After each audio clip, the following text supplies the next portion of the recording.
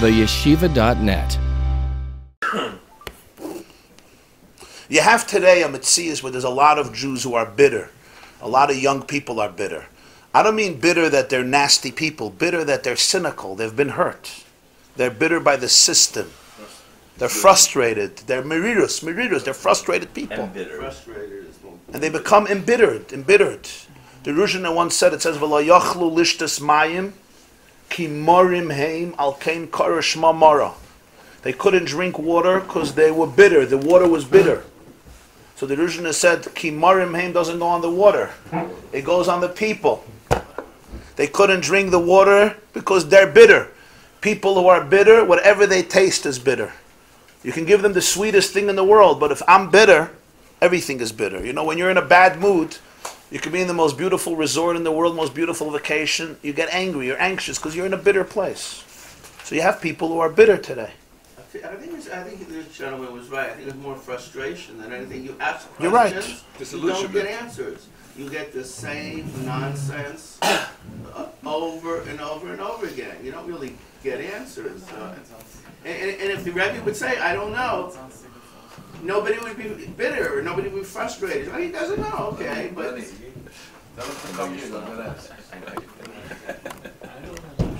so you had a different upbringing, Mazel Tov, wow. But I would think, even if you're honest with you, I don't know, most people I know today, forget about it. Either they're a robot and they'll believe anything anybody says. Oh, that's a good word, that's a good word, that's a good word. Or, heard the point. Nothing's a good word. I see. Okay, geschmack. Very geschmack. So Hillel teaches us that we have to have the courage. We have to have the courage to take into our sandwich the Pesach and the matzah and the maror. And when you do that, nothing is mevatel. Eina mevatel zuazu. It's kulam mitzvahs of Shalakadosh Baruch Hu. When you are toifus, that behind the maror there's also God. So then the maror doesn't take away anything from the Pesach or the matzah. It only enhances it. If you don't see the maror as a mitzvah, then it takes away the taste of the matzah. But if you see the maror as also a mitzvah, it's just a different type of mitzvah. It's also a soul, it's just a different type of soul. It's a soul that has its own journeys, then it'll never take away from the tam hamatzah. That's how it is. You have to be able to see the depth behind the anguish of a soul.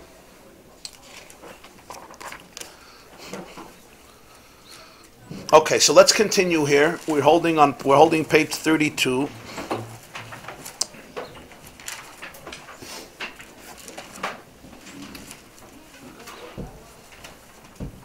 The line starts mamish. That's your deja vu. It sounds a lot like yesterday. Deja vu all over again. There it is. But this time it's mamish. Yeah. This time the line taka starts mamish. Trust me, this line you could learn a lot of times. Ki zeh klal gadol sha'malchus ya'geremes liyas b'chinas yesh kanal. This is the klal malchus causes the reality of a yesh as explained. V'nikra lekach ima tata. That's why in Kabbalah malchus is called the lower mother, ima tata. It's also called matrunissa. Matrunissa is the queen. It's also called Eim Habonim, the mother of children. All these names represent the same idea. The mother, the queen, the princess, the mother of the children, Malchus Yam. The mother basically has the child, the fetus, in her womb for 9 months, where the fetus is covered in the amniotic sac. The fetus is submerged in water, in the yam, in a mikveh. That is the place in which a fetus develops and matures and becomes viable to the point that it could leave the womb and emerge as an independent child. Those 9 months of the fetus being in the womb of the mother, spiritually speaking, is what? Is the soul in the yam, in Malchus, before it can come out. In fact, Alpi Nister, that's why it's 9 months of pregnancy. The biology of 9 months is not stam 9 months, because that's basically the period that it takes for the fetus to become fully mature to the point that it can emerge. That's that's biologically. Spiritually, every neshama is rooted in chachma. Now you have to go through 9 months. The first month the neshama goes from chachma to bina, das, chesed, gvura, tiferes, netzach, chod, yisoid. The 9th month is malchus. Once the neshama hits malchus, now it's ready to come out into this world. It's a fully developed soul. But the key is, throughout the whole period, it's in the mother's womb. The mother's womb is like a yam, it's like a sea, it's in the water.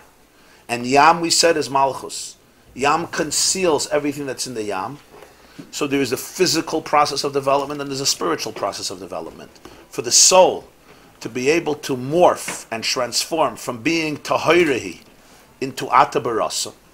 We spoke about the nature of the soul, that essentially, what is it? It's a chelik eloka, it's divine.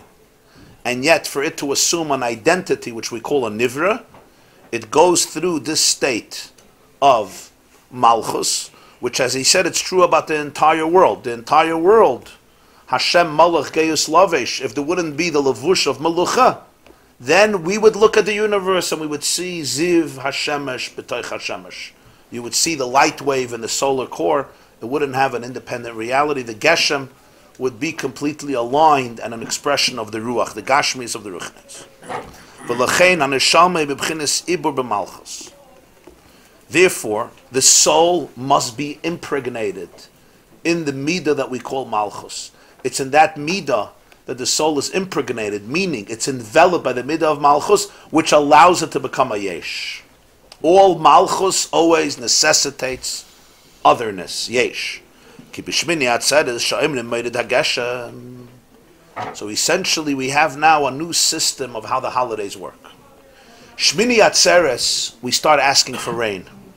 Tfilas Geshem. We start saying Mashiv HaRuach Umoirid HaGeshem. What is this?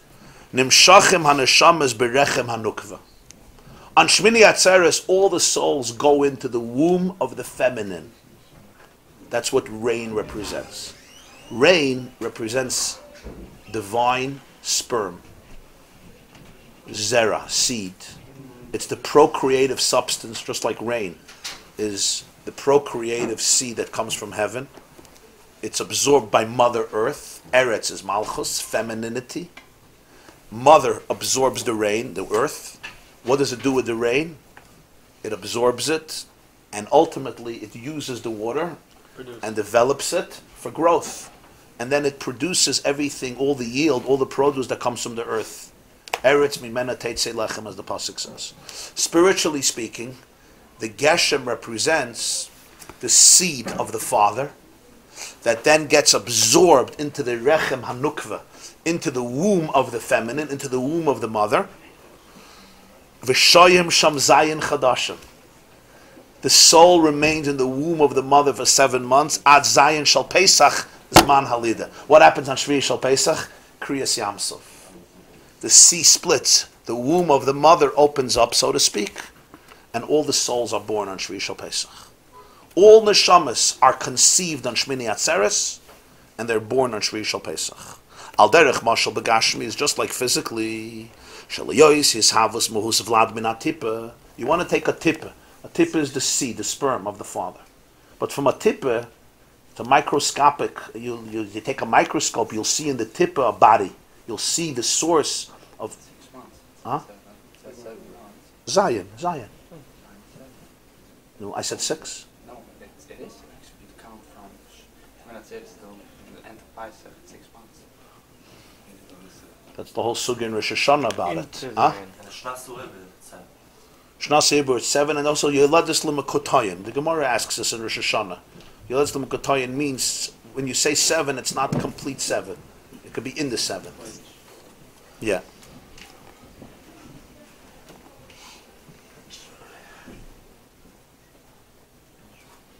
Like the Chinese birth years. The Chinese birth years could even be a day. The Chinese birth years, if you're born 1 day before the Chinese birthday, you're already a year old. So he says, for a fetus to develop from a tipper, from a seed,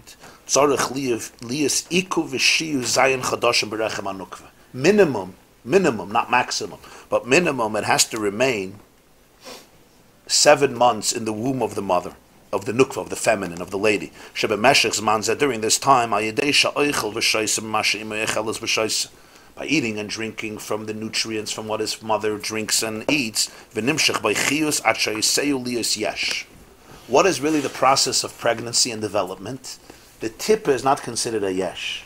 The tip is considered a potential.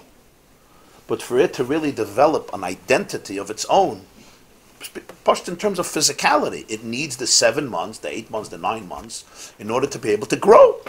And now everything that's in the tippa can develop and flesh out until it becomes a full fetus. The neshama, the way it is in its source in Atzilus, is called ayin. What's pshat ayin? Ayin means nothingness. What does it mean the neshama is nothingness? Nothingness means its entire reality is nothing but an expression, a reflection of the Ein Sof. It's like the light wave in the solar core. Like he said before, that Yisrael olah b'machshava. It's like the letters of thought when you're experiencing an emotion. When you're experiencing an emotion or an idea, it's the relationship between the letters of thought to the emotion. Between the thought of the emotion and the emotion. Between the thought of the idea and the idea. That's the relationship of the neshama telekus. Leman achai v'rei yadav nashalom bach. Completely one. So he says. So be'etzem the neshama is ayin. HaNeshama is the b'chinas of ayin. B'chdeshet is havaliyas b'chinas yesh. The neshama should become a yesh. Who aydeshem is hakeves berechem hanukva b'shayasham zayin chadashim v'echeles v'shoysa. Shenimshach misham oiris al yonim. During the 7 months, the neshama needs to get all the light and energy to be able to develop fully.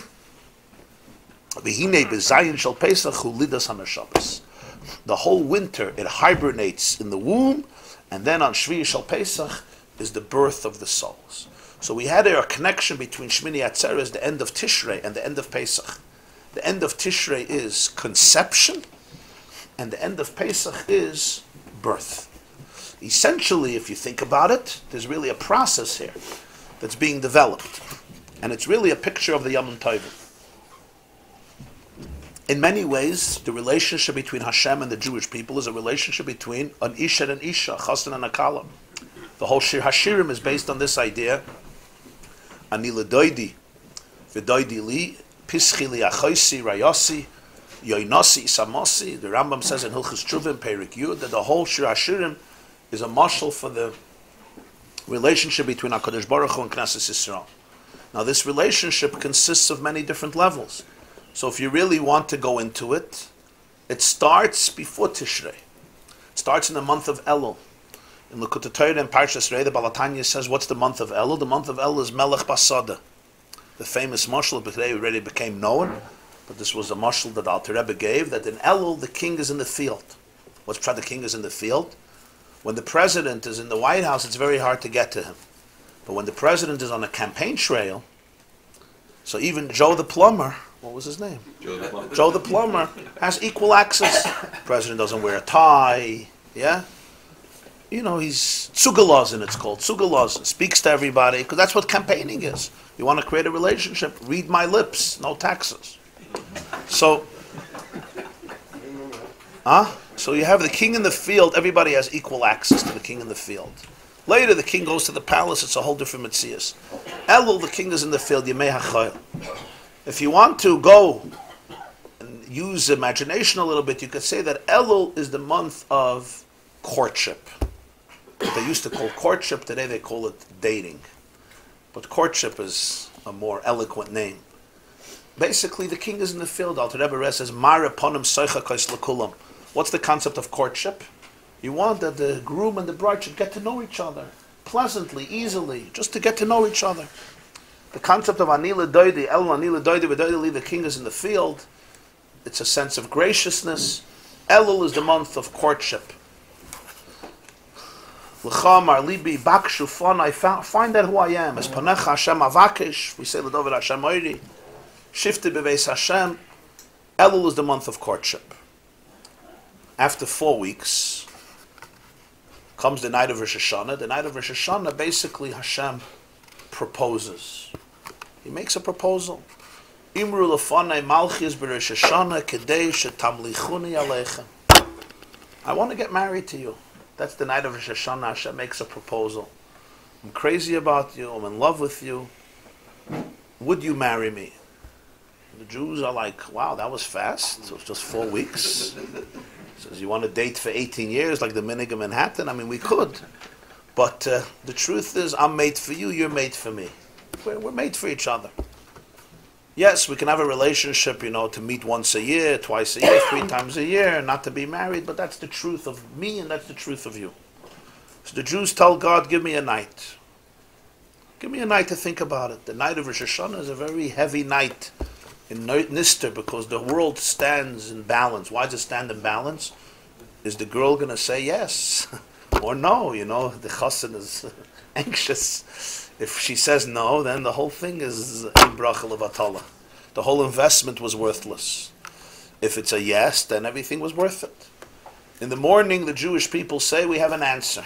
How do they answer? They answer with drama. It's called a shofar. Psad Yigon says one of the reasons of shofar, he gives 10 reasons, is hamlachas hamelech. It's basically accepting. The answer is yes. Aser Simei Tshuva are the days that prepare for the wedding. Yom Kippur, the Gemara says at the end of Tainus, Yom Kippur, Yom Shenitnu Luchas Acharonis is Yom Chasunasa, Yom Mishnah in Tainus, Dav Chavav. Yom Kippur is the Chasana. What do a Chasana and Kala do by the Chasana? The day of the Chasana, the Kala wears white. White gown. That's what we wear on Yom Kippur. We wear white. The day of the Chasana, the Kala fast. We also fast on the day of the Chasana. The Chasana is, the beginning of the Chasana is somber, it's solemn, it's serious. How do you begin the Chasana? Kol Nidre. Kol Nidre, the first thing you have to say is all my commitments, all my pledges, all my oaths to other people, to other relationships, to other addictions, to other insecurities are bottle. Because if you're tied up to other things, you can't have a relationship. Because you're connected, you're in shackles. So the first thing is you have to let go of all your other ties. And Yom Kippur essentially is the chasana, it's the chuppah between Hashem and Knesset Yisrael. Until you hit the highlight, It says if someone gets married, all the sins. Yeah.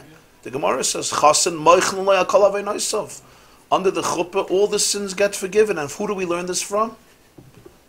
We learn it from Esav.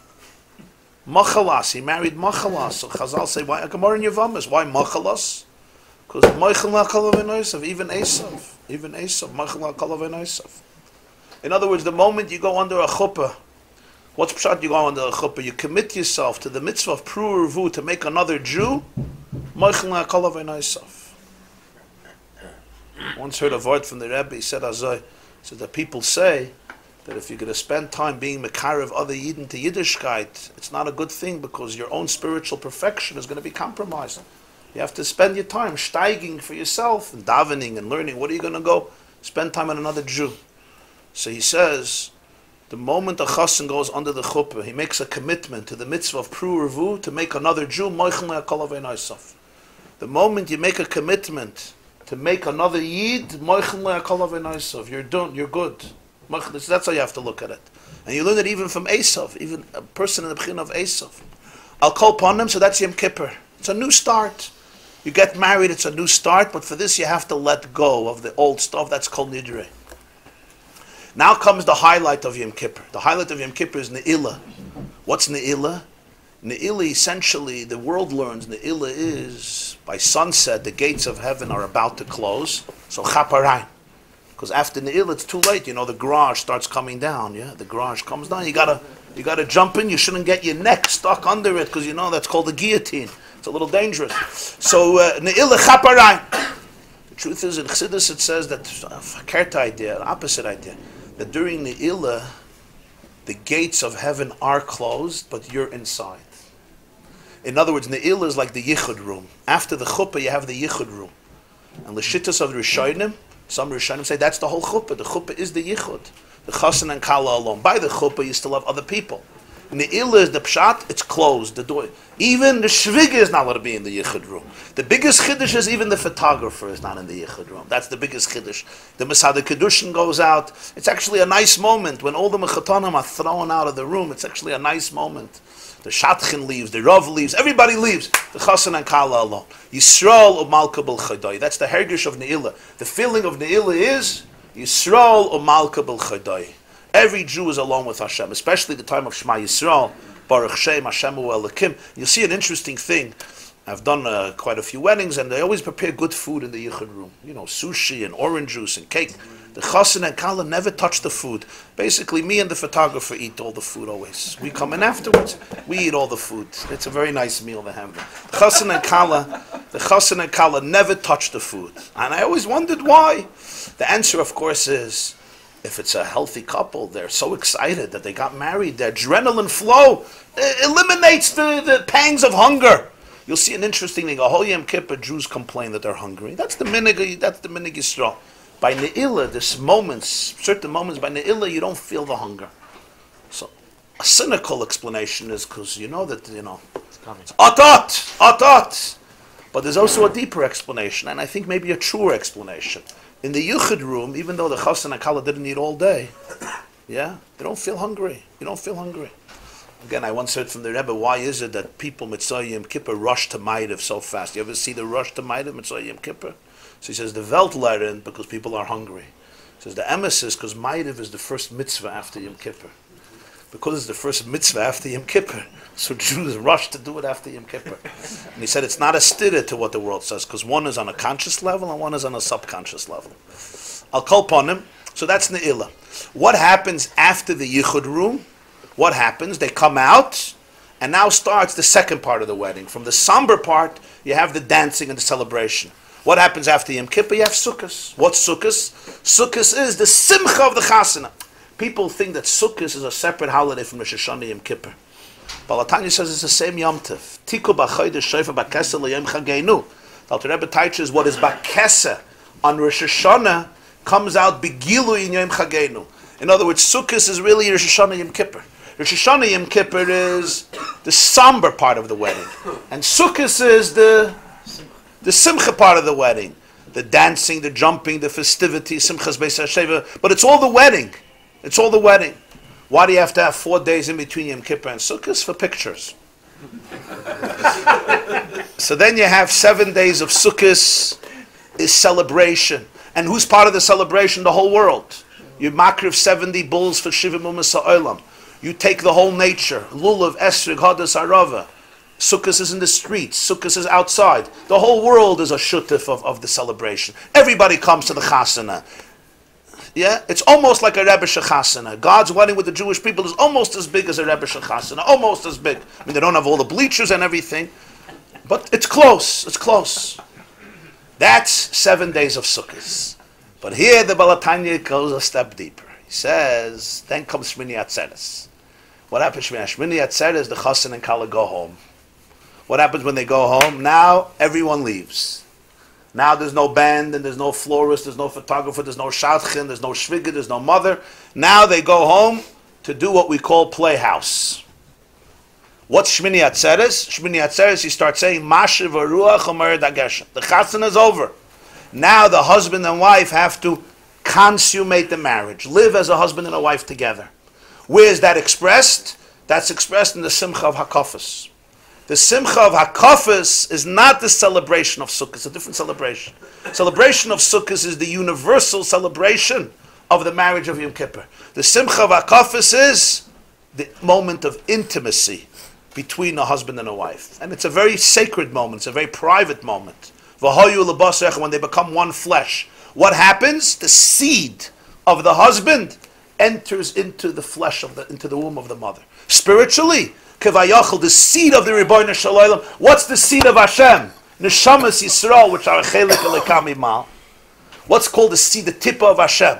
The neshama, which is a chelik elekam. It's his tippa. Just like the tippa, where does it come from? It comes from the Father. It's not separate from the Father. The Father doesn't say, oh, here is my seed and here's me. It's all part of the Father. And it's rooted in the Father's brain and the Father's consciousness. The Gemara says, Ein kishui ella lodas. It's rooted in the Father's consciousness, but it's inseparable. Ultimately, what is a child? A child is the father's essence, the way it comes out in a separate being. And that's only a child. There's nothing else in the world that way. When you paint a painting, it's not your essence coming out in a painting. It's your energy coming out in a painting, your creativity coming out. You build a beautiful home, you're an architect. It's your genius coming out in a building. You write a beautiful sonnet, a beautiful ballad. It's your creativity coming out, no question. You build a table, it's also your creativity, but it's not your etzem. That's why Adam chas al ma'aseh yadav. People feel bad. You hear that your painting gets destroyed. It's not a geschmacka feeling. You put in koiches into something, you build something, it gets destroyed, nobody likes it. But it's not compared to a child.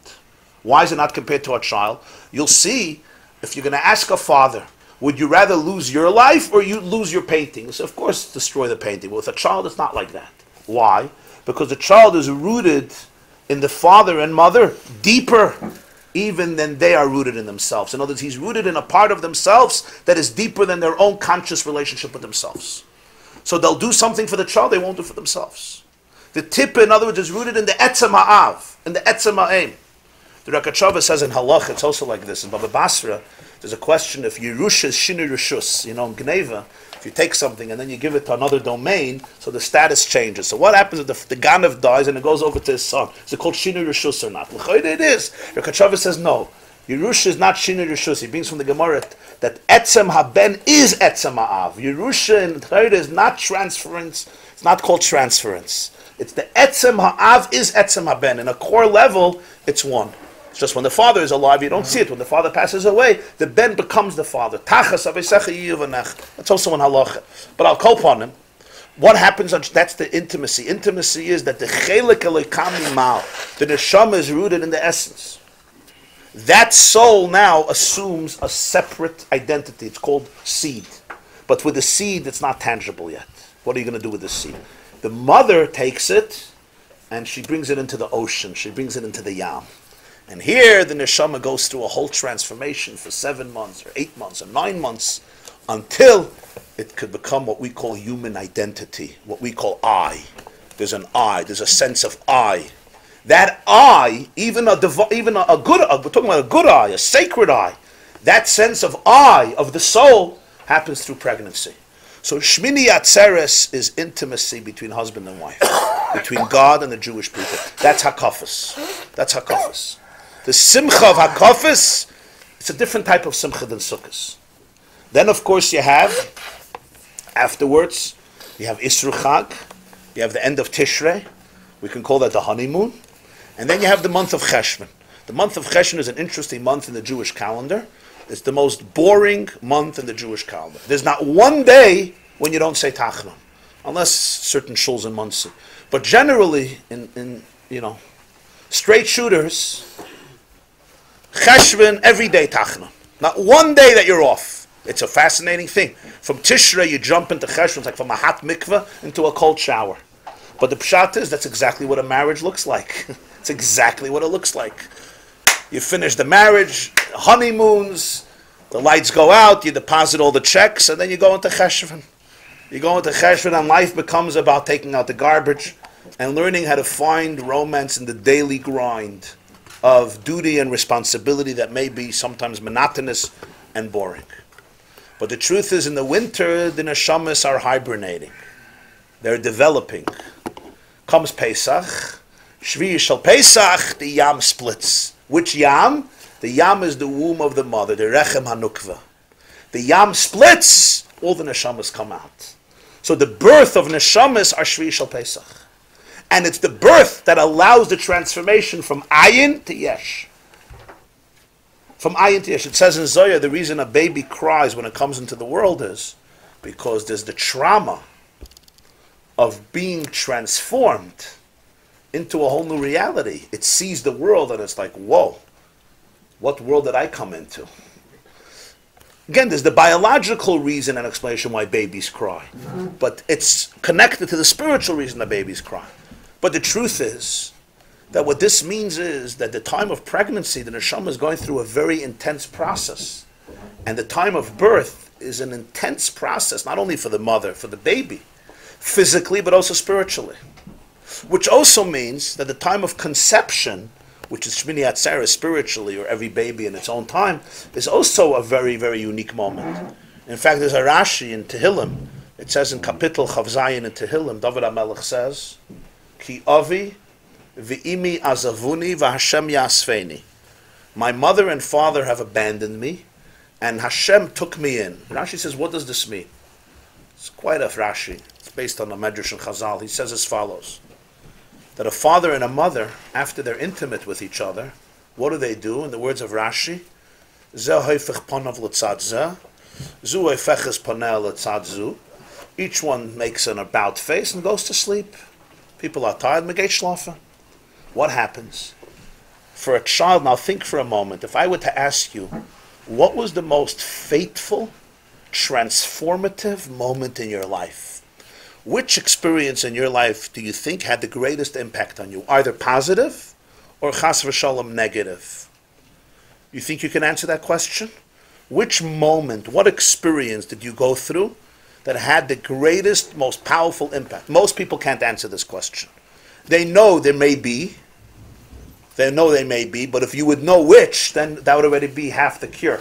If you would be able to identify that's the moment. Some kids do know because of they were privileged to special treatment. So they do know certain moments. And even they're not so sure.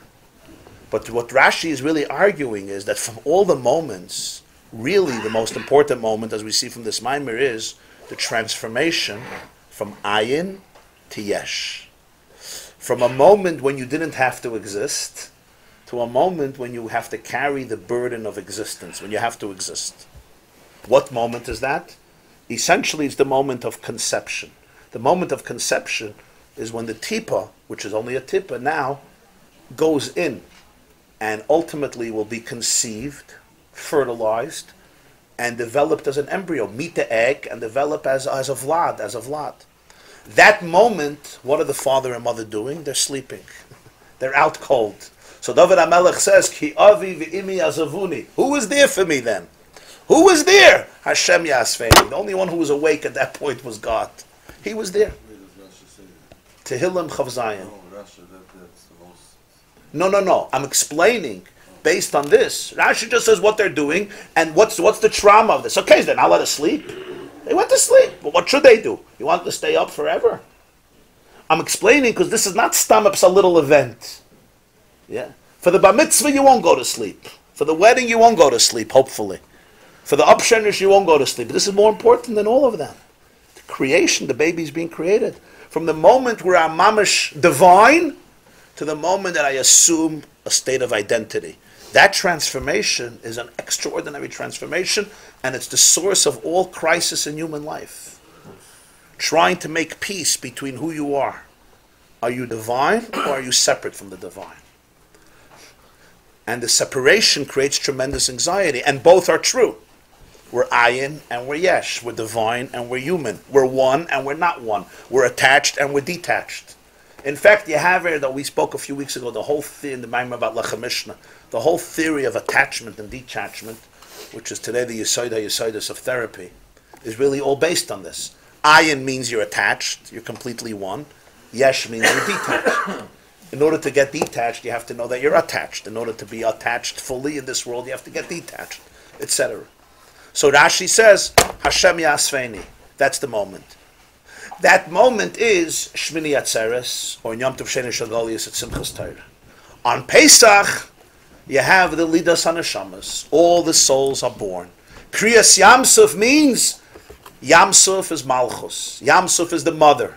Eim Habonim, Ima Tata, Matru Nisa. It literally tears open. And that's why it's called Kriyas Yamsuf. It should have been called Pekiyas Yamsuf. It's called Kriyas Yamsuf. Koreya. It tears open. It tears open the Yamsuf, and the Neshamas spiritually, the time of Leidas HaNeshamas, Al Pitaris HaNister, is Shvi Shal Pesach. Neshamas about that year, or Al Neshama, what is that year, yeah. Whatever Every Shvi Shal Pesach. Everybody's birthday is a different birthday. The birthday's whatever. The birthday's Simchas Torah too. Doesn't mean they're premature. It just means the spiritual source of the time of Neshamas are born. And then every neshama gets allotted to its body, its person. So everybody understood yesterday the mahalach of all the holidays, yeah? Elul, Rosh Hashanah, Aseres Yemei Yom Kippur, Sukkot, Shmini Atzeres, Simchas Torah, and then the winter months. Sukkot is Sheva Brachos? Sukkot is the whole chasana. And Sheva Brachos. Everybody's invited. 7 days, okay. But everybody's invited. The main thing is everybody's invited. Mish Leira Simchas Beis HaSheva Leira Simcha Meyamav. That's what the Mishnah says, right? But then the Hakafas is a bit deeper Simcha. What's the Bisfragen? 4 days. The pictures. You like that? Okay. Is this something that happens to the Neshama every year? Yeah. Of course.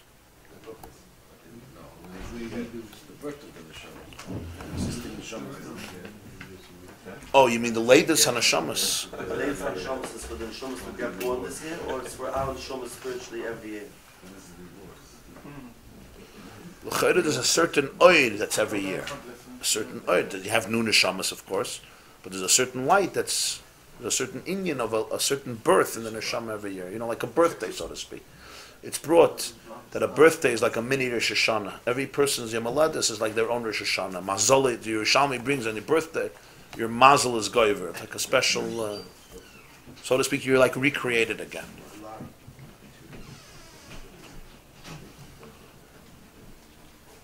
4 days is like the in Kabbalah there's no Yechidim because it's like the. It's brought that it's the 4 days. The Baal Shem Tov used to call the day after Yom Kippur Gotznamen. You ever heard? Gotznamen. Why? Because Yom Kippur is Lifnei Hashem Titaru. It's beyond Yud Kei Vavke.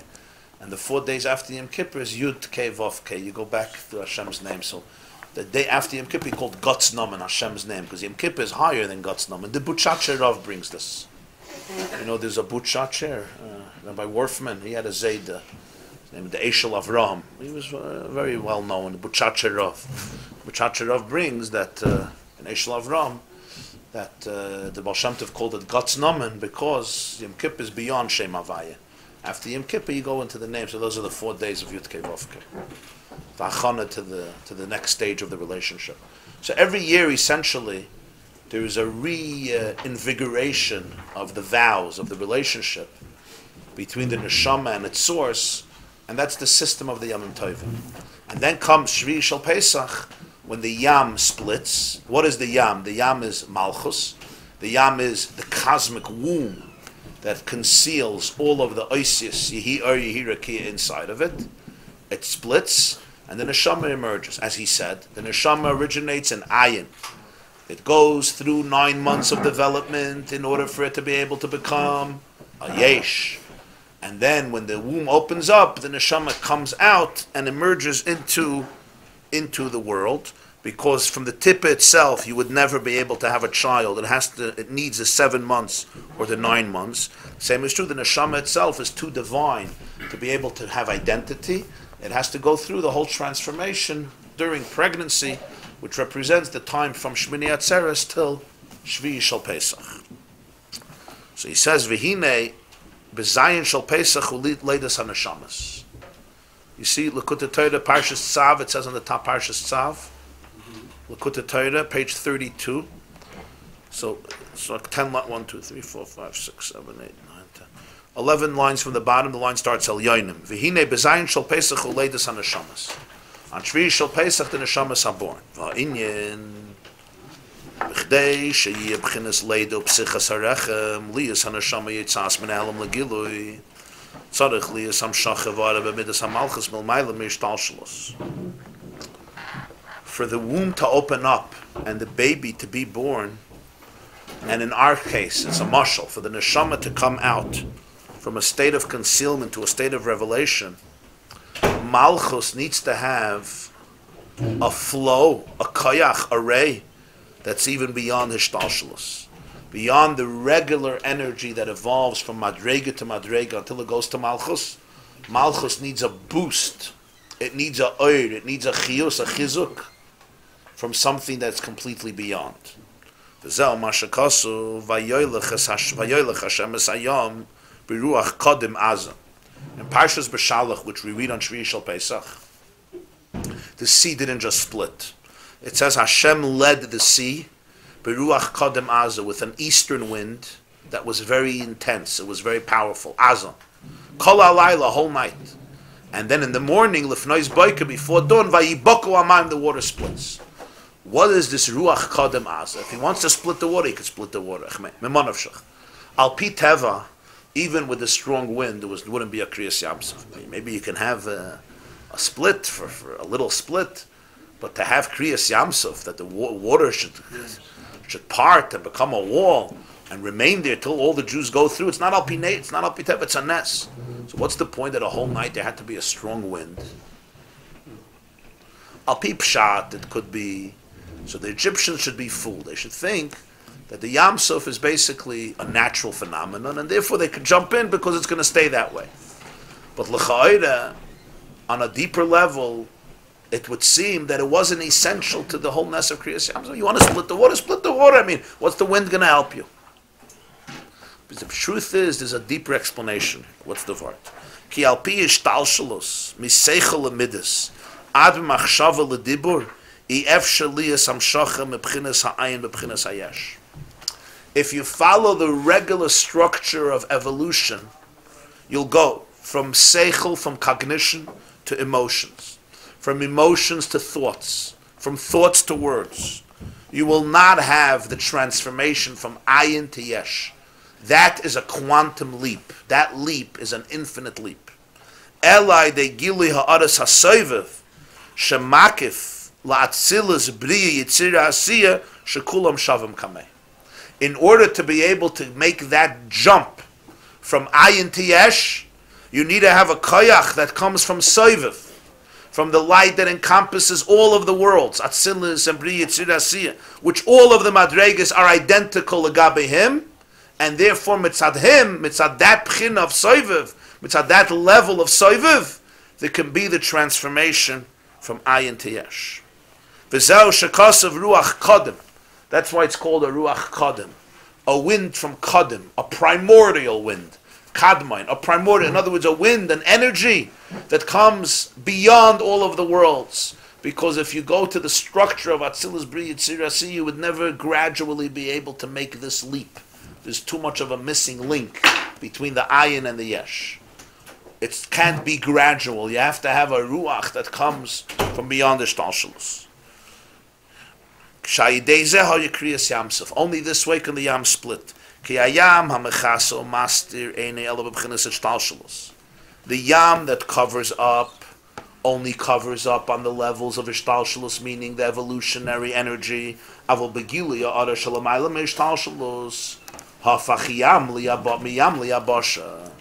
you have the ha'ara beyond the ishtalshalus, so now water is transformed into dry land. The yam is not anymore a cover-up. Even the yam could become yabasha. It doesn't have to remain concealed. Moshe is screaming to Hashem by the Yam Suf. Hashem says, Matitza kelai. What are you screaming? Tell the Jews to go.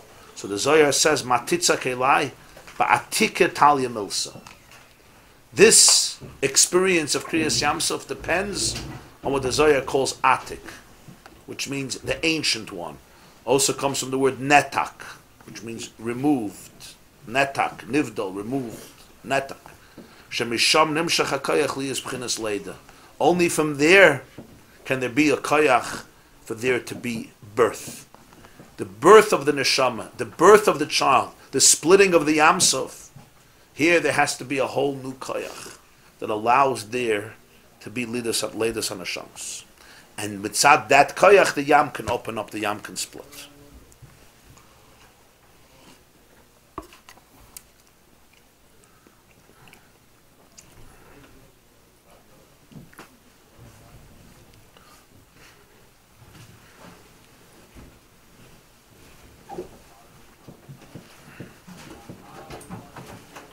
What is the Havana here? You'll take in a person, for example.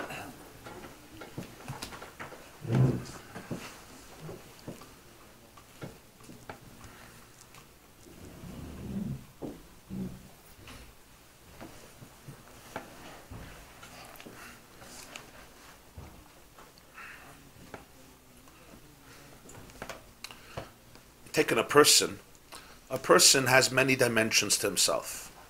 And things evolve. You have a dream, and the dream develops. You have an emotion, you have a feeling, you have an idea, and you get excited about the idea, and you think about it, and you talk about it, and you experience all different strategies and plans, but it's all in you. Then comes the final stage, which is the stage of Maisa, the stage of action, of implementation. And you see that there is a big gap between all the previous stages and Maisa. You have people that they plan unbelievable things, but it always remains in the world of planning. The ability to bring it out into the world of action is a special chush, it's a special skill. Because in action, actually you have to step out of yourself and go into a real world which is outside of you. Until it reaches the world of Maisa, it's all part of your imagination. Even if you're talking about it and writing about it and communicating about it and sharing it, but it's all inside of you. Maisa, action, is doing something which by definition is with somebody or with something that's outside of you. It creates a dent in the world outside of your own identity. And sometimes that transition is a very difficult one for people. They'll keep it inside, but they will not know how to do Maisa. Like the Mishnah says in Pirkei Avos, Lo ha-medrash, the Perek Aleph, Lo ha-medrash ikar, ela ha-maisa. Not the medrash, meaning the learning and the expounding, but actually the action, the maisa b'paya. You know, that bottom line is, let's say, it's something difficult. You'll think about it, but then to do it, you know, just do it. Do it. No. Here, all the fear comes out before maisa. Till maisa, there'll be much less fear, because it's all in yourself. But when you have to do it, here you're going to have the greatest resistance. Think about something in your life that's difficult for you and you're fearful for. Yeah, you plan, you'll make the telephone, you'll do that. But then Maisa, I can't do it. The last minute. Why? Because that's very real. And it's not, you don't have control over it anymore. Once it's the world of Maisa, it's actually outside of you. So to speak, you lose control of it. But this is where things really happen. On a deeper level, he's saying, it goes deeper. This whole world, the world of Yesh, doesn't begin as a physical world. It begins as a spiritual world. Everything in this world begins in God's mind, so to speak. Or in the Lashon of Chassidus, in the spheres, in the Olamus. Water, tables, molecules, atoms, DNA, anything in this world, anything in the physical world, doesn't begin here. It begins spiritually. It's a thought. It's an energy. Water represents something. Fire represents something. Snow represents something. Clouds represent something. The sun, the moon, stars, galaxies, they represent something. Earth, every grass, every flower, every plant, every animal. It has an energy. And the energy begins in the spiritual worlds, but it evolves. And in each world it evolves lower and lower and lower until it becomes a yesh. It takes on the physical identity. So his chiddush here is, all the madregas till you reach the yesh are all gradual. But the leap from the ruchnius to the gashmius, this is an infinite leap. The leap from spirit to physicality, for this you need the infinity of God. Now this is a big chiddush in Ashkafa. Why? B'chalal, conventional wisdom is that the curse of Olam Haza is the yeshus of Olam Haza, the ego of Olam Haza, the gashmius of Olam Haza.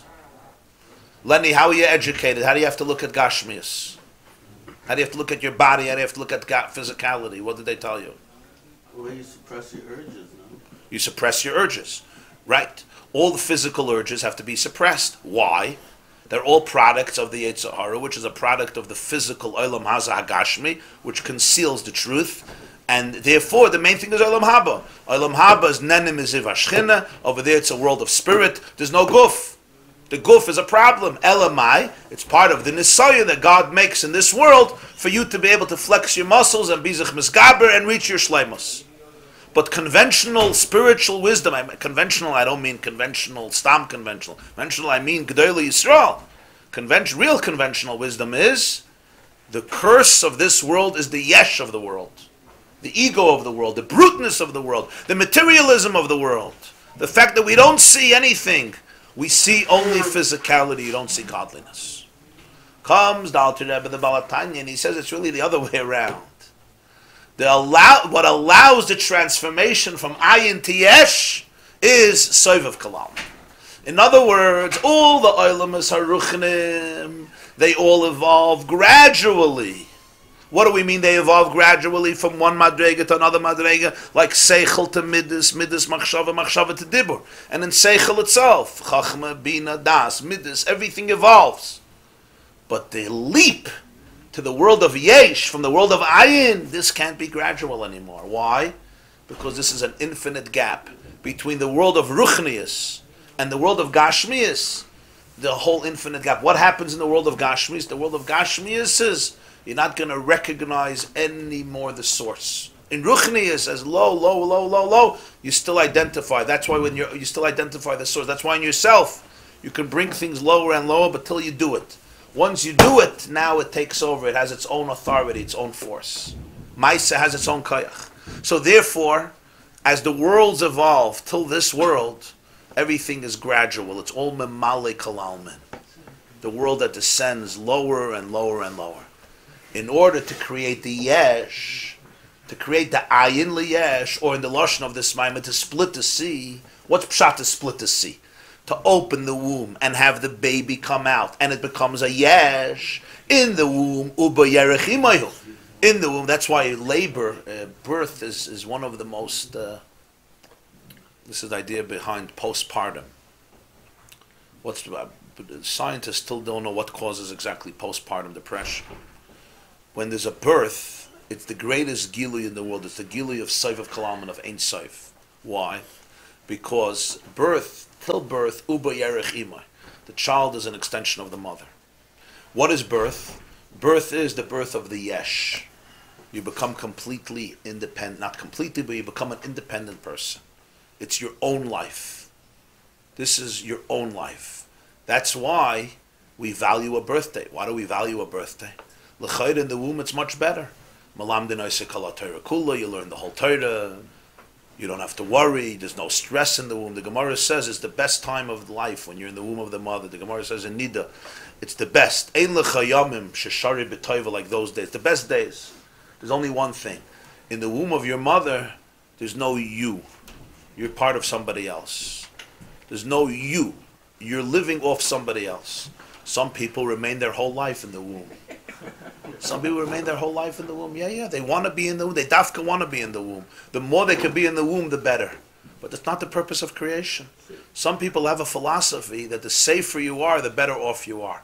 The more you could stay married and live off other people, physically, emotionally, spiritually, the better off you are. And some people at the age of 50, 60, 70 still have that philosophy. And they were never born. They were really never born. They don't realize life is about self-development. That's what God wants. He wants you. He wants you. That's the whole nekuda.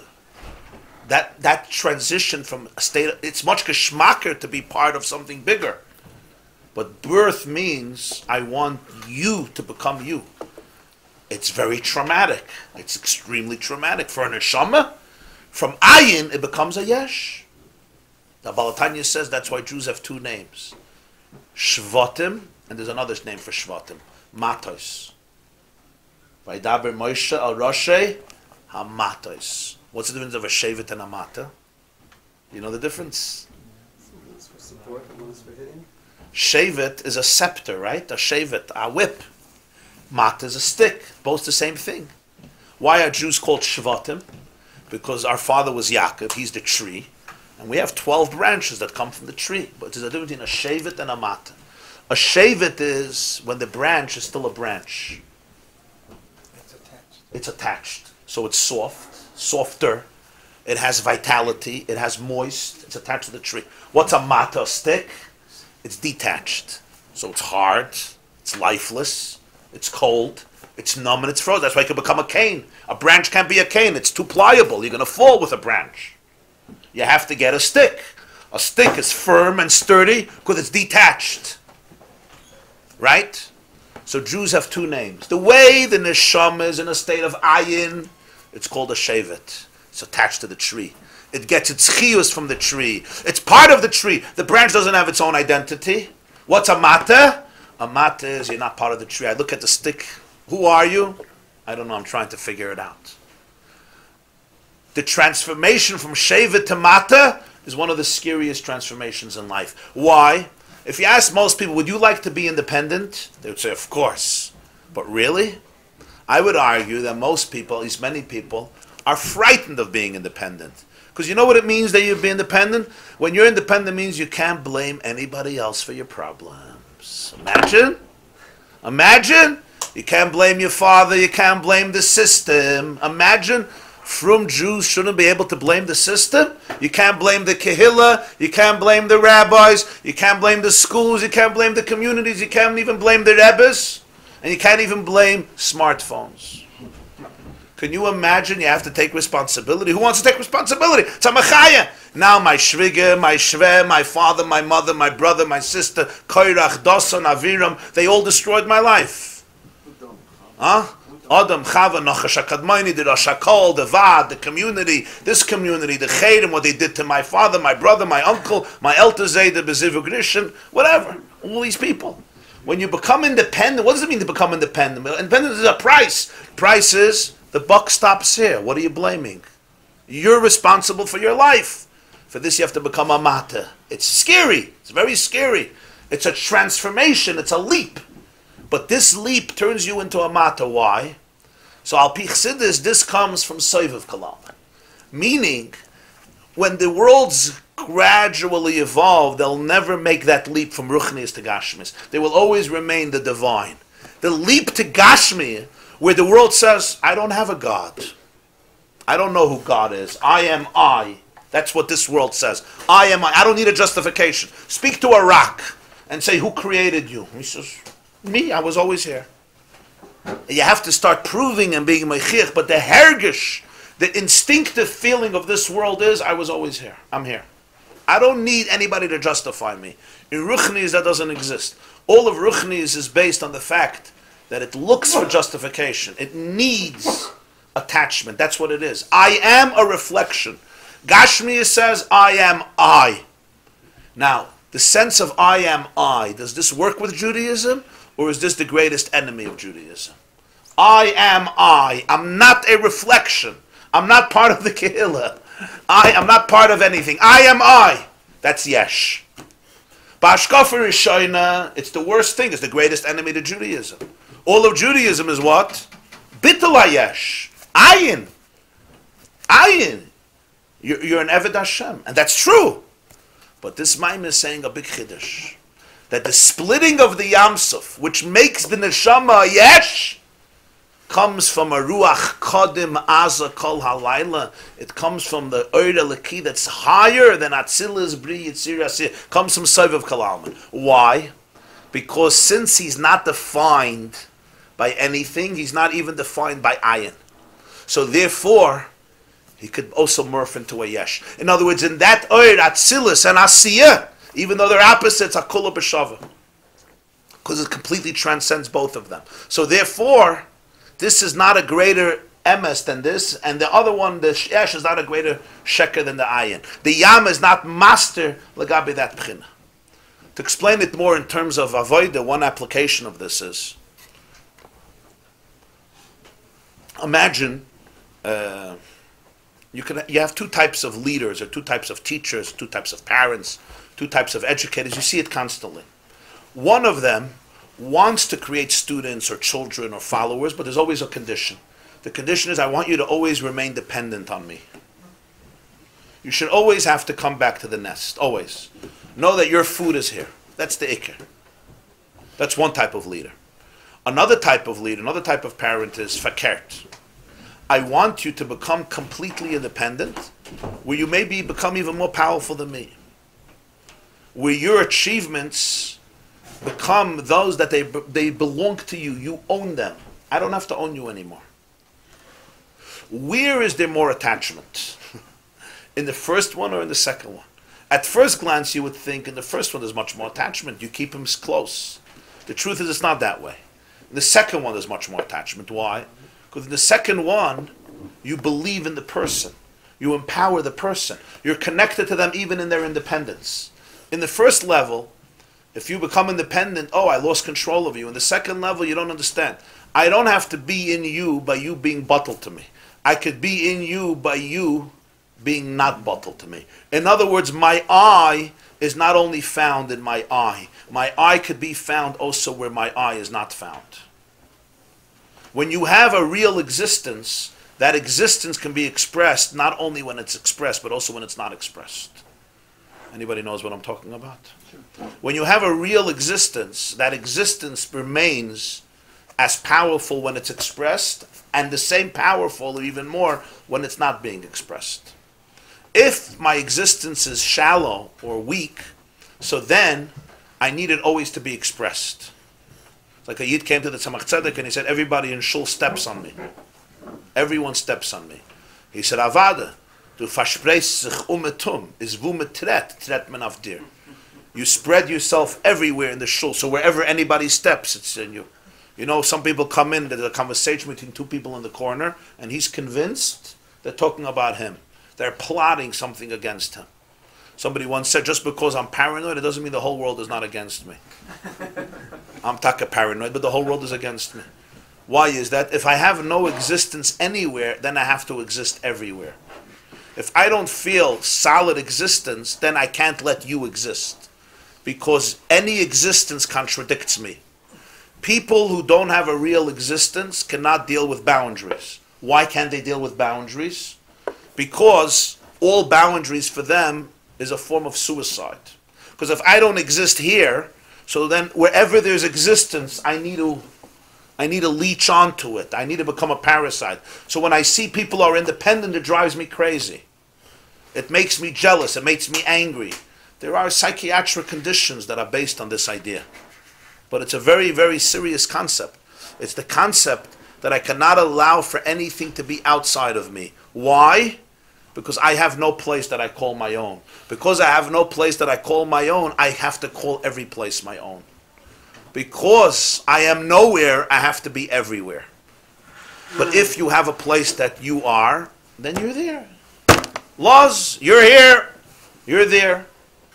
So boundaries comes from the fact that I can appreciate that there's something outside of me. Why can I appreciate something outside of me?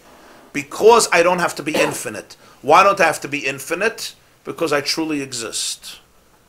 But the Chiddush here is now in Hashem, in the Ein Sof.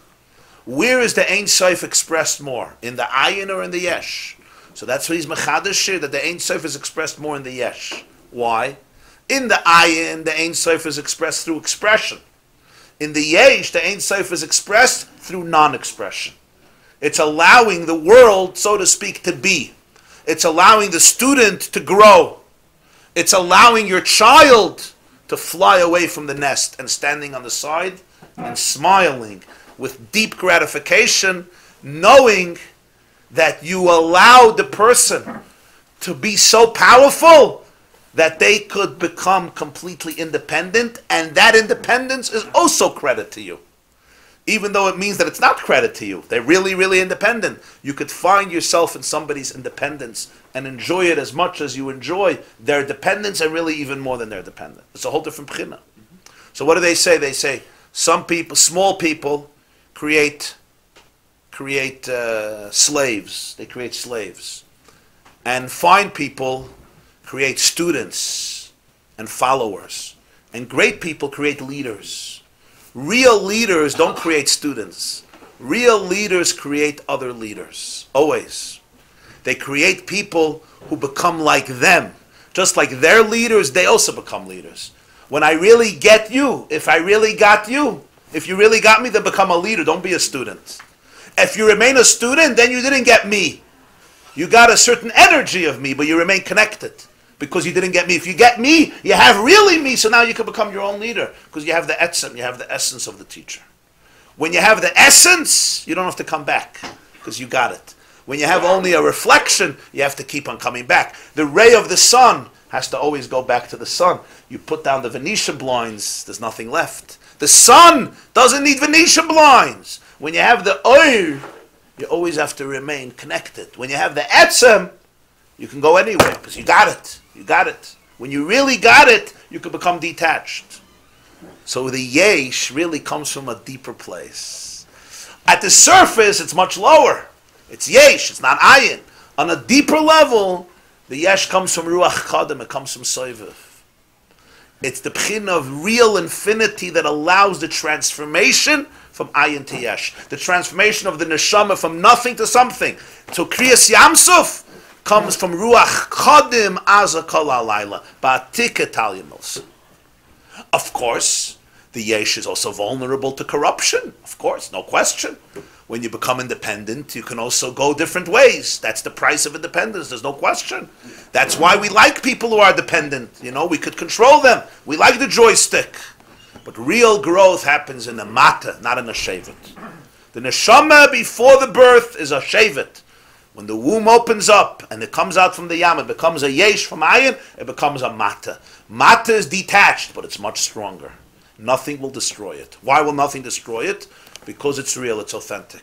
That's why in chinuch, there's a time that you want your children to be dependent on you, but there's a time that ultimately you have to let them fly. You have to tell them it's your wings and it's time to leave. Why? Because if not, you create mediocre people. You create very small people. You create dependent people. In order to create mata sticks, there's an element where I empower you. And then you have to make your decision. You have to find it within yourself. I can't tell you what to do anymore. I can't tell you what to do. So Sahakul, the reason why being a yesh is a stronger from a stronger source is because because the person is trying to connect from their own without being connected by their self. Right? The question is, what is if somebody does not go in that direction? So in other words, he loses his source? No, you have to find that within the yesh. But the vart is that the yam in mitzat b'chinas hasoiviv, the yam is, there's two inyanim. Number one, in order to make that leap, where there doesn't have to be gili elikus, there could be a helam of elikus, that has to come from a deeper element in Ein Sof. The ability for Hashem to say, I'm found in not me, just like I'm found in me, comes from a deeper place in Ein Sof. You hear that? To be able to say, I'm found in Nish Zich, just like me, it comes from a deeper place in you. Just like psychologically, it comes from much more confidence to be able to find yourself where you're not than to find yourself where you are. Silence always expresses much more than speaking, right? You know what I mean? You understand what I'm saying? Sometimes what you don't say is always much deeper than what you say. On the other hand, a person listening to silence, he doesn't know it. He thinks you're silent because you have nothing to say. That's how we look at the yesh. We look at the yesh and we say, oh, God has nothing to say. When really the silence is expressing much more than the absence of silence. That's number one. Yeah. Number two, because of that, the yesh is not mailam lagabe soiviv. The yam could be abasha. The yam can open up. What says the yam can open up? Even the place of the yam, it could be hafach yam le'abasha. There could be the gili in the yesh also. It's not mailam. Sadak is the kinyan. It's nicht so Especially if you can lose on the deal. Das ist größer Chidushim in Chassidus. Ah? Especially if you can lose on the deal. Of course. When you become a stick, it's not a shevet anymore.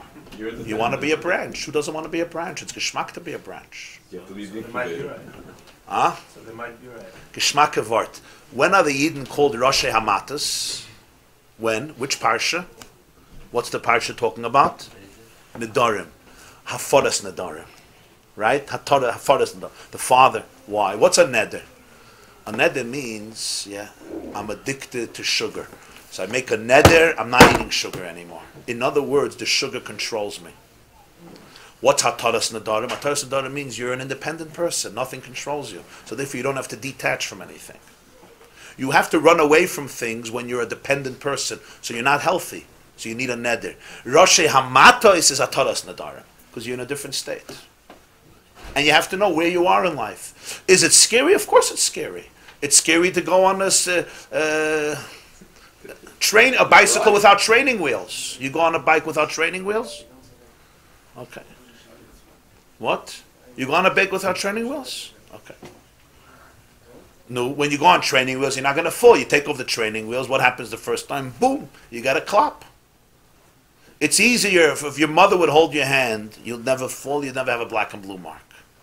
The problem is if your mother holds your hand, you never learn how to walk. So a lot of people are that way. They don't learn how to walk, and they think the greatest achievement in life is to scam out another dollar from somebody so they could be dependent for another 20 years. It's like a philosophy by some people. They don't realize that they're jipping themselves off from themselves. They're not learning to live. I'm not talking about finance. I'm talking about b'chlal. It's Ashkafas Olam.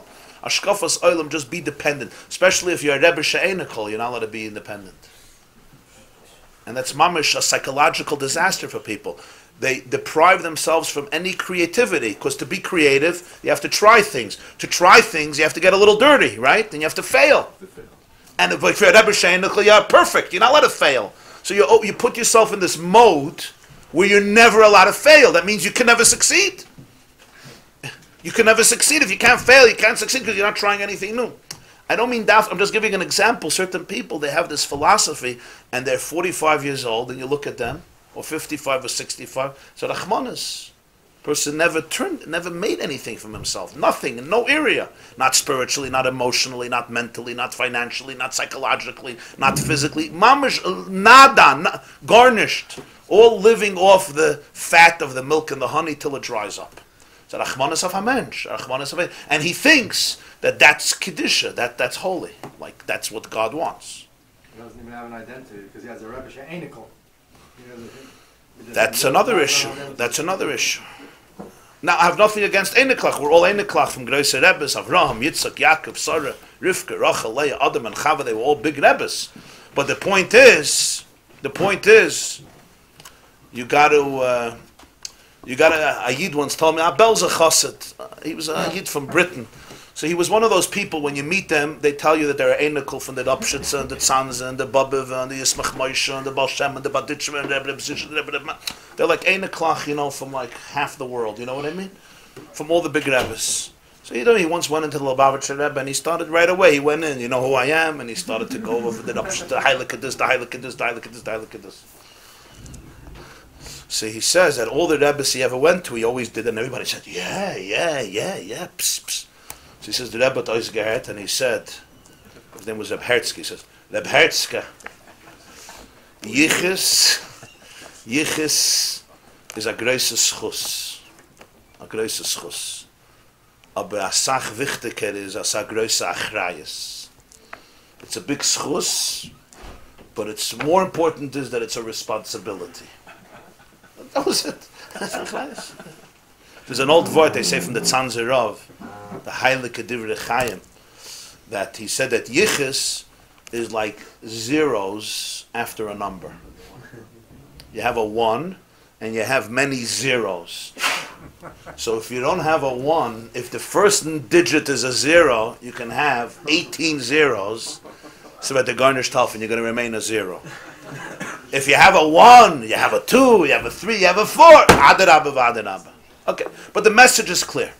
The transformation into yesh here is either physical yesh, is already a gewaltige chiddush. This is the chiddush of Kriyas Yamsuf, the splitting of the sea. If it works for that third person, what's the problem? If what? If it works for that 65-year-old, doesn't work for anybody. Doesn't work. It's not true. He's taught that it should work. You look, he's a schmuck. That way, and they are filled and happy. And really? You met that? You met such people? Are they successful? The question is what the neshama came down to the world for. Oh, very good. Hypothetically, everything is hypothetical. It's a stira to that teva hanefesh. It's a contradiction to teva hanefesh. So there are levels. Some people are like fully independent. Some people are like 1% independent. You have to leave the incubator. Lepnisht. He's a be'uba. He's pregnant. He's still pregnant. What's the name for Gehenim in Tanakh, Lenny? You remember? You're the only one here who reads the Bible, so maybe you would know. I don't know. Sha'oil. Sha'oil. Yeah. Why is it called Sha'oil?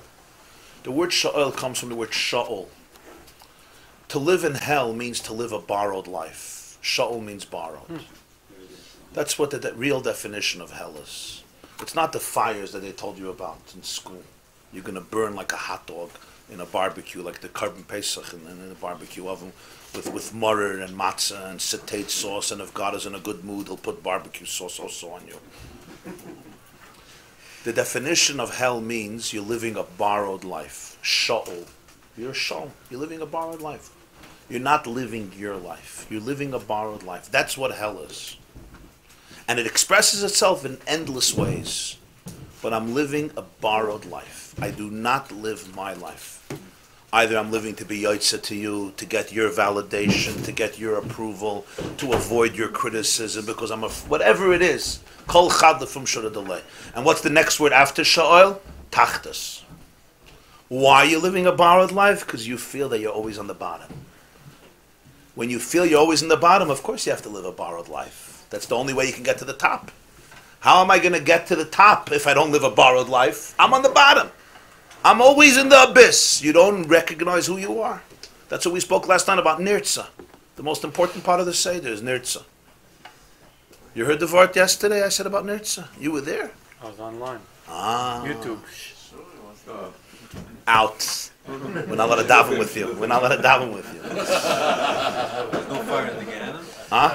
I was online yesterday, also YouTube, and I drove through. Somebody stopped me. I needed to miss. And you what? Somebody else in the car. I got The stopped. police. Not a police. Other kind of police. Uh-huh. And? You were thrown out of Klal Yisrael? That's why you're here today? Okay. Okay. There's no fire in the Gehenna?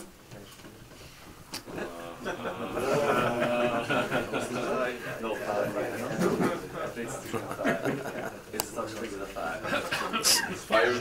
Gehenna is ruchniisdik.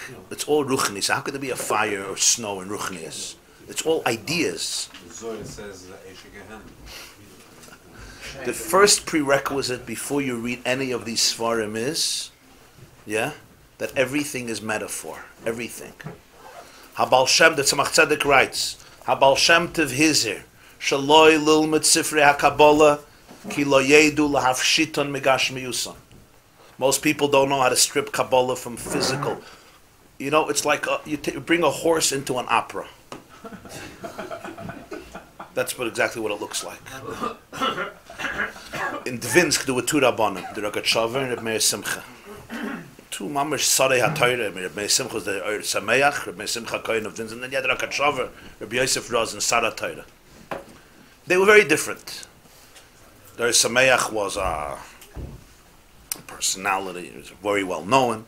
The Rogatchover was a Bisla Wilder. He was sharp, and he was very social with everybody. He behaved differently. The Rogatchover was very small. He was short and skinny. The Oyer Sameach was more robust. He was the Rav of the Ashkenazim, and he was the Rav of the Chassidim. He was the Rav of the so-called Misnagde Shekil, and he was the Chassidish Shekil in Dvinsk, in Latvia. So there was once an argument in Shul. Vet is Gresser. You know how it is, people, they love arguing, Jews. Who's bigger? The Rogatchover or the Oyer Sameach? So of course it's a huge fight, this one is saying. The Oyer Sameach once said about the Rogatchover, they said he has a phenomenal memory. The Oyer Sameach says it's not true, he doesn't have a phenomenal memory. He says a memory means something that you learned a while ago and you have to remember. He says the Rogatchover, the whole Torah is open in front of him. It's not a memory, he doesn't have to remember anything. He sees it. It's not memory. So they were arguing who's bigger, him or him. 2 hours of debate in Shul. Everyone is bringing proofs. There was a little kid there. The little kid started to laugh. They said, Kind, was lachst du? So he says, I'm looking how idiots, tipshim, adults can be. How stupid can adults be? They say, what's so stupid about this argument? He says, it's a question who's fatter, who's bigger, the Rogatchover, the Sameach. Come on! We all know who's bigger. How can you be so idiotic? They said, Kind, we don't mean Gresser physically. We mean Gresser intellectually, spiritually. He said, now you're saying Pshetlach. Now it's Pshetlach. Gresser means Gresser. Gresser means Gresser. You're saying Pshetlach. You understand? People think that in my shiurim I say Pshetlach. Since I say that fire and snow doesn't mean that there's a barbecue oven where God is going to throw your soul into, and it doesn't even make sense because on the neshama is a ruchni, so it's not even shayich the gashmi is. This is pshetlach. It says eish. It says sheleg. That's mamish, like the hymn. Pshetlach. It's a pshetlach. When you're dealing with spiritual stuff, you have to be sensitive to spiritual reality. Yeah, you're dealing with spiritual energy. You can't be like a bull in a china shop or a horse in an opera. You have to be sensitive to Yonim Ruchanim here. You speak about Gan Eden, you speak about Gehenna, you speak about Neshamas, you speak about a Lakus. There's a reason why all this Purim and all these... Yeah, the whole Kabbalah was written in code language. You don't know that? The whole Kabbalah was written. And you know what they write about God? Should I start telling you? The reason why they say Ish... The Arizal described everything by Hashem as intimacy between a man and a woman. So how does that work exactly? Over there, suddenly it's not Kipshuta. Right? Everything is Chibur, Zav and Nukva, Tchar and Nukva, Zivug, Mayan Nukvin. What's Mayan Nukvin? We keep on learning. What's Mayan Nukvin? You know what Mayan Nukvin is? You know what Mayan Duchrin is? It's not so nice when you speak about it physically. I mean, it's nice. It's just a very different reality. But suddenly there doesn't mean Mayan Duchrin. It doesn't mean that God has the same tippa that men have that you speak about in yeshiva, yeah? Over there, suddenly everybody understands. Oh, of course not. Right? It's a mashal. The truth is, I'm explaining to you even deeper. The truth is, it is the same inyan. Because in the world of real chassidus, gashmius is not evil. The tippa is not a bad thing. Fakert, it comes from ruchnius. It could be distorted, but it's really an inyan of a lakus. But everybody understands that a lakus it's nemakar and shirish. The same is true with everything. You have to have context. If you don't have context, it's not understood. So anyway, so that's what sha'ol tachtis is. Real sha'ol means when it's a borrowed life. And you know what? When it's a borrowed life, it burns. It burns. But let me tell you, a spiritual fire is actually more painful. Remember that. It can be more painful. Not to undermine a physical fire, chas v'shalom. But in terms of therapy, of cleansing, fire as cleansing, it's very, very deep. It's very intense. When a person realizes that they lived a borrowed life, their whole life was borrowed from somebody else, and then they have to face who they really were and who they became, you know what happens? That's not a comfortable situation. When I have to face who I am and who I thought I am or who I was copying, it's a very difficult challenge. And I have to work that through. That's the maror. I have to work it through in order to be able to cleanse myself from it. So this is the transformation of Kriyas Yamsuf, the transformation from the ayin to the yesh.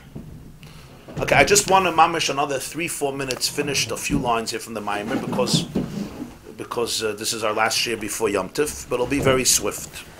I'm just going to go through it.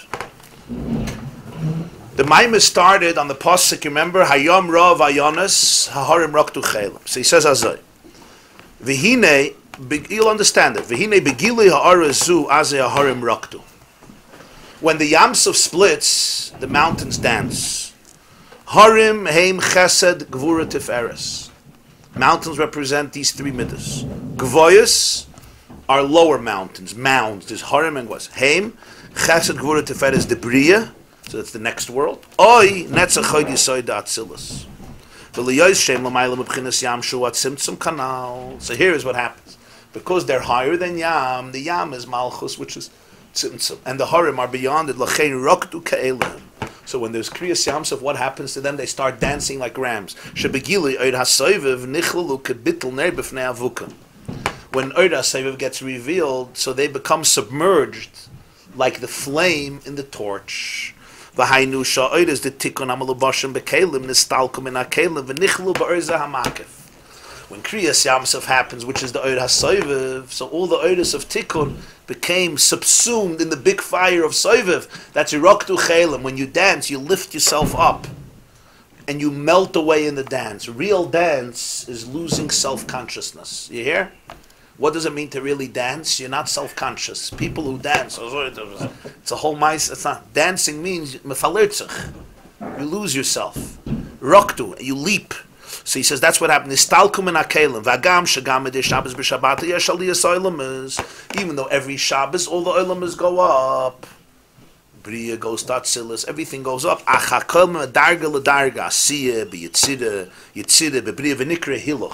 Shabbos it's called going, not dancing. What's the difference between walking and dancing? Whenever you walk, you pick up a foot and you lower a foot. It's not dancing. In dancing, it's aliyah shaloi b'hadraga. You leap out of your matzav. When a person is really dancing, they tear themselves away from their earthly terrain and they're trying, so to speak, to kiss heaven. Real dancing is a leap. So he says, Shabbos is hiluch. The olamas go up. By Kriyas Yamsuf, haharim rok duchelim. Why? Because there's the gili of Soiviv. And in Soiviv, you go completely beyond your madregas. Ke'elim, why like rams? She'ein behem das. Dancing like rams. You ever see how rams jump and dance? They don't have das. V'shoyrish b'chinazu l'mayla mehadas. Das is awareness, which comes from a male. When you have Kriyas Yamsuf, which is Soiviv, you dance like a ram. L'mayla mehadas. In other words, the complete loss of self-consciousness. Aval hayam soifa d'chol dargan amastir u'malim. That's the mountains, because that's Chesed, Gvura, Teferes. What about the Yam? The Yam is the end. It's the concealment.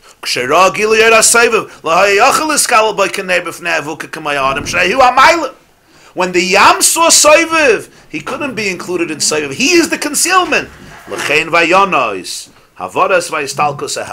What the Yam does is, the Yam runs away, he splits. In other words, the concealment gets removed. While that like by a person.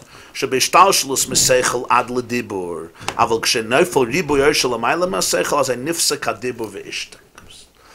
person is thinking and speaking and speaking and speaking. Suddenly, you have a major idea, what they call a light bulb moment, an epiphany. It comes into you, and you're quiet. Why are you quiet? Because you can't contain it. It's too powerful. So he says the harim, they become subsumed in soiviv roktu chelim. The Yam, Hayam Raah Vayanos. The Yam is the concealment. The concealment itself is bottled, so Vayanos runs away. It's quiet. V'zeh she'amar Moshe kvat peh. Moshe says, I can't talk. V'chein tzloisa b'chashoyi. Shmoneh Esrei has to be silent. Why? A whole davening is loud. Why Shmoneh Esrei silent? You should be more excited by Shmoneh Esrei. The pshat is the reason Moshe couldn't talk. Talking is limiting the ideas in containers. When you have an overwhelming emotion or feeling that's transcendent, it's nisbatel. You're like in awe. There's no words for it. You can't contain the energy. Moshe was in awe of infinity, so Moshe couldn't speak. Kvat peh. Shmoneh Esrei is somewhat of the gili of Soiviv is b'chashay. There's an element of silence. It doesn't go through that regular. It's too an intense gilui for you to be able to contain it. So what does the Yam do? The Yam is like bottle. It's like, oops. And the Helim splits. There's no Helim anymore. It doesn't filter it. Because of the master who shakes up the earth, Gili Oira Seivav Kanal. Ha'hoifchi hatzur v'chalomish moitziyeyesh liyas agam mayim dainu mikvura l'chesed shenis batel umtziyusa. He takes a tzur and a chalomish, which basically are flintstones that have fire, and he turns them into water. Meaning from Gvura to Chesed, Kenoida Binyan Oisa Shalom B'Michal Gavriel. Because Mitzat Soiviv, Gvura could become Chesed. Ha'hoiv Chiatzura Gamayim Chalomish, the Eish L'mayne Mayim. V'kol Zahaya B'Pesach. Asher Pasach Hashem B'chines Dilug B'loyis Harusad L'Sata Medala Galam. This is Pesach. What's Pesach? Hashem leaped. What's Pshat? He leaped? He danced. He danced. That's the leap, the rikud. In other words, he was leaping without his sarusat l'tati. He's leaping over the mountains. So it's the gili of Kriyas Yamsuf. Aval achakach mitzvah sfiras ha'imim emtes yomim macharas ha'shabbos u'bchinas sarusat l'sat. Then starts, like we learned in the Maimon Adam Kiyakriv, the 49 days. Now it's the arousal from below. It's not anymore the gili from above. After the 49 days, Matan Torah, then you can have real intimacy face to face, which is Matan Torah. Shabbos, we have the regular shiurim, including a Shabbos Agadol Drasha in the tent at 5:30 p.m. We will resume the shiurim the Monday after Pesach. Okay, Be'ezer Hashem, a good Yom Tov to everybody, to you and your families, B'tach Klal Yisrael. We didn't get back to the postpartum to explain it. It's the guy, you know. Yeah. No, I don't know if it's going to help in practicality, but basically, birth is a gili of Ein Sof. Whenever there's a gili of Ein Sof, afterwards is a tremendous void. A halal, a emptiness. Is it like when somebody has somebody that's dependent, you know, when the person drops him, he feels like some void? It's even deeper than that. It's like the Chet HaEgel after Matan Torah. There was such a void after Matan Torah. What now? So the mother feels. Mikshal So the mother feels with a big oil left. Tremendous emptiness. Tremendous. Carrying a baby, the body's in a different pchin, and then giving birth, it's a whole different Indian. It's painful, but it's not something. It's not in science. They don't know what it is exactly. If this idea about getting a way. It's a chiddush by No. My question is, why wasn't that the regular way how the tzaddikim gave it over? There was the regular way. Why before everyone is like Gehenna fire? The Baba say it for a reason. The Zayda say it for a reason. They were taught that way, obviously. And I can understand that it was wrong, but why was it implemented in the wrong way? It had to be universal. I understand, but it had to be established universal to talk about it in a superficial way. In order it should become so what normal that. What's supposed to select? Hanashama is ruchni. I understand. In Elam Haba, there's no physicality. How can there be a fire? My question is not if that is true or not. My question is why was it established? You want to know the real answer or the fake answer? The real answer. Fake answer can. The real answer is this: the generation after the Baal Shem Tov, they were big tzaddikim. The way they inspired people was not through explaining anything. It was just through their presence. When you saw them, you got inspired.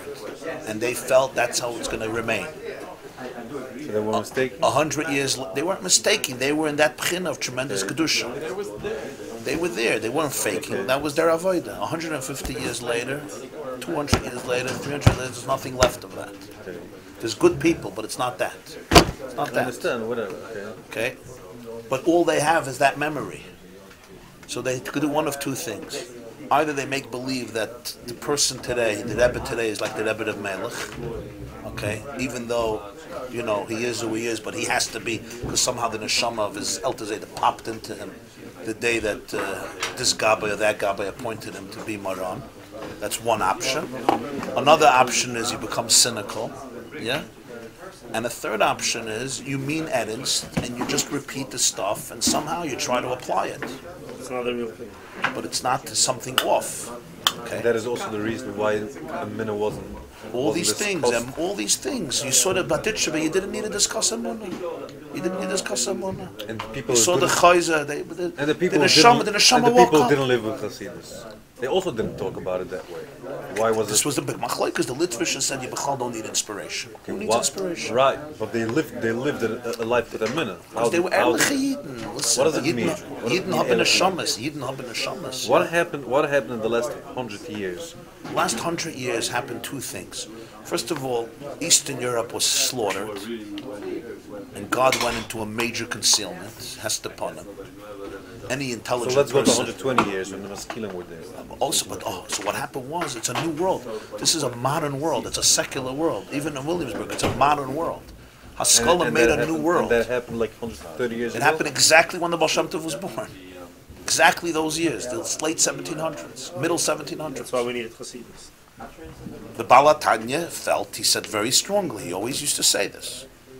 He said, which was his shitta, that if you're not going to take Torah Baal Shem Tov and explain it in Oisius, there's going to be nothing left of it. So the question is why all the other tzaddikim, hundreds of them, it wasn't no one saw that as an important thing. If the void was you're so going to ask obvious, me why did the Rambam decide that you have to make halach, and why did Rashi decide you have to make a pirush on Chumash? If the void was so obvious, then it wasn't obvious. You had, I'm telling you, you have so many kedoshim and tahirim. That's how they were ma'orer yidden. That was it. You didn't need anything else. They said ashtikol Torah, and then they danced. And when did that change? When did that change? When the Bahadruga was ahead of time. Meaning the tzaddikim that came here after the Muhammad, whoever it was, besides for the Lubavitcher, why didn't they feel? Why didn't they see that it's so important they had to do it? They did the best they can. Yeah, but they understood what I understand now. Probably, how do you know? Right? I assume so. They signed from the mitzvah. So I'm talking. How do you know? So I'm talking if they. I once heard from the Rebbe. He said if the Chafetz Chaim was around today, he would say everybody should learn Chassidus, even though he didn't. And then once. That's what he said. In the beginning, Bukhrim didn't learn Chassidus, and then later Bukhrim started. Every Rebbe that used to come to me had the same argument, but he had that. He had an argument with every Rebbe that came to him.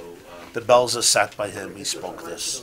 The Nachum Strifke came. The Toldos Avram Yitzchak came. The Toldos Aaron Rebbe came to him. He sat with him for 2 hours. He said this, and they all said Minig Avosaini Biyadaini. So he said, he told them, mit makeup is the chnish minig Avosaini Biyadaini. Mit Zeitungen is nish minig Avosaini Biyadaini. Mit computers is nish minig Avosaini Biyadaini. Was is minig? Nor verschlill is minig Avosaini Biyadaini. Ich meine, nor for chiyuv is minig Avosaini Biyadaini. This was a big argument they had. There was no question. And that's why they all felt uncomfortable with him. Because he said that your Shalosh Shuddahs is not going to do it. You're going to lose. You're going to lose real people. Your Shalosh Shuddahs will not do it. That's why they were uncomfortable with him. When the Skvera met the Vishnitzer, they take a picture, they say a word from the Likkutei Torah, the Bai Mayim Chayim, and you go on. And you print it in a Machna Haredi. They came to the Rebbe, he said you have to change your system, you have to change your curriculum. So let's put the Babich aside they said for a second, it was ridiculous. So said, I don't need this Rebbe to tell me what to do. Of all Gedolim, no one, there wasn't even one that did it. No, the question is if it's obvious now, it was at least. That's what the Mishnah said about the Baal Shem Tov. They all said it. You have the Pnei Yeshua, you have the Noida B'Yehuda, you have the Shai Gesaya, you have the Vilna Gaon, you have everybody, and then Kom Tayid, the Baal Shem Tov, and he's changing Judaism. That's what they said. And all the Anti-Rebbe's follow him. They don't have the guts to start their own. I mean, that's always a taina. I mean, the Arizal. Everyone this, you're right. There's people that the Hashem sends to the world to change the world. It's hard for you to accept. No, I just... Amen. This is the truth. Amen. It's not a chesed in anybody else. Other Rishonim, not Rashi. Rabbeinu Gershom didn't write a Pirush on Gemara, so he's nothing. Rabbeinu Gershom. Rabbeinu Chananel didn't write a Pirush, so he's nothing. Rabbeinu Chananel. But Rashi's Rashi. I mean, the Rambam is the Rambam. The Noida B'Yehuda didn't write a Shulchan Aruch, so he's not the Noida B'Yehuda. The Shulchan Aruch is a Shulchan Aruch. Titus and Hashem Tov in this day. It's not personal. No, it's not personal at all. That was the bigger issue. People thought it was personal. They thought. About anyone else. No, I'm saying people thought that Lubavitcher Rebbe, it's like an ego thing. They didn't understand that he was more selfless than everybody. When a Yid came into Satmar Rebbe and he had a question and he spoke to him, he probably had it a lot of times during his visit. So he saw there's a problem. What was his rationale? He didn't see today's problem at all. So the problem 40 years ago. Satmar Rebbe lost his family and everybody else lost their family. They came in Tzibrochen and mentioned to the Satmar Rebbe. Everybody was Tzibrochen. Everybody. Not one person was not Tzibrochen. Every Hungarian Jew was devastated and smashed. Satmar Rebbe gave him a home. He gave him hope. He told him Asadah Bashefer. He gave him back his payas. He gave him back his shtreimel. He gave him back his Shabbos. He gave him back his zaken. You know what type of service he did? The Bobover Rebbe did it. The Gerer Rebbe did it. The Vishnitzer Rebbe did it. It's a tremendous service. Right, but when people came in and he gave back the old stuff. And they there was such a, don't underestimate it. It's a brachana. You don't underestimate these payas. There wouldn't have been one payah left in the Jewish world. Everybody threw everything away. No, the question is when they. And by the way, and who told them to become Rebbes also? The Bobover Rebbe wanted to quit. You know that, yeah? You know who told him, yeah? Huh? I know that he didn't want to. He went to the Lubavitcher Rebbe, the Rayatz, and he told him, "Vera Rebbe, become a Rebbe." He says, "You're going to build an empire. The Vesmatzliach Zeh." The Satmar Rebbe also came to him. You know that. In the mid-40s, the Rayatz, who was a paralyzed man, he pushed them. He said, you'll rebuild, you'll all be successful. So the question is, of all the, let's say when someone came into Satmar, and you saw that that person is confused or whatever, how did he rationalize in his head? In the 50s, there was a different confusion. He lost his wife and the kids. There was a different confusion. It wasn't so they today. thought this is the only problem? This was the problem. It was a bit to the gullahs, and then he decided Tzionis is everything. So that was the Milchama. That's personal. It's not personal. You don't understand. Because I didn't grow up in Satmar, I like the Satmar Rebbe. I'm not like the Satmaras who have issues with it. You understand? I'm not, that means nothing is personal. I like all the Rebbes. I don't have issues. I understand. No, the question is... They're good people. They meant well. They sacrificed so much. And it wasn't easy for the Satmar Rebbe. He had no children. It was very sad. My question is, it's easy to say, no one understood, and it's easy to say that the world was different 100 years ago. So I want to understand it. They did the best they can to give Yir Shemayim, to give a Geshmak. They made Tishin. They gave out Stocker. They did. They built Mois. They did whatever. This class is brought to you by theyeshiva.net. Please help us continue the classes. Make even a small contribution at www.theyeshiva.net/donate.